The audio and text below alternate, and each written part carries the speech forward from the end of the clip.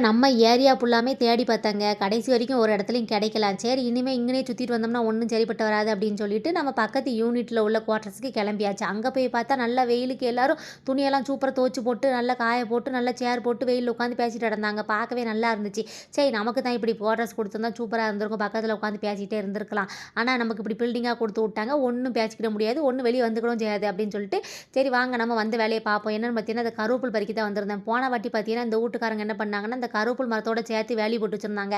அப்போ நான் என்ன பண்ணேன், அந்த பெல் அடிச்சு, "தீதி எனக்கு கொஞ்சம் கருவேப்பில கிடைக்குமா?" அப்படின்னு சொல்லி கேட்டுட்டு இருந்தேனா, சரி வாங்க அப்படின்னு சொல்லி அவங்களும் மகம் சுளிக்காம அனுப்பி கருவேப்பிலாம் பறிக்க விட்டாங்க. நானும் சரி ஊருக்கு போயிட்டு திரும்பி வரேன். இந்த வேலிய நவுத்தி அங்கிட்டு போட்டு வச்சிருக்காங்க. கருவேப்பில மரமே எங்களுக்கு வேண்டாம்டா அப்படின்னு சொல்லிட்டு. ஏன்னு பார்த்தீங்கன்னா, நம்மள மாரி தான் பல ஆட்கள் வந்து எனக்கு கருவேப்பில வேணும் கருவேப்பிலன்னு சொல்லி தொந்தரவு பண்ணிப்பாங்க. வேற என்ன, வேற நம்மள மாரி ஆட்கள் தானே இங்க நெறைய பேர் இருக்கோம். இப்ப எனக்கு அந்த கருவேப்பில மரமும் வேண்டாம், ஒண்ணும் வேண்டாம் அப்படின்னு சொல்லிட்டு வேலிய தூக்கி ஓரமா போட்டாங்க. சரி வாங்க, இப்ப நான் கருவேப்பிலையா மட்டும் ஆஞ்சிட்டு வரேன் தானே பாக்கியே, நம்ம தீதி இருக்காங்கல்ல, அவங்க ஊர்லேருந்து வந்துட்டாங்களா, அவங்களுக்கும் கருவேப்பில கேட்பாங்களா, சரி அவங்களுக்கும் சேர்த்து ஆஞ்சிட்டு போலாம் அப்படின்னு சொல்லிட்டு தான் இம்பூட்டுக்கான ஆஞ்சிட்டு வந்துட்டேன். இது போதும் ஒரு வாரத்துக்கு அப்புறம் ஆஞ்சி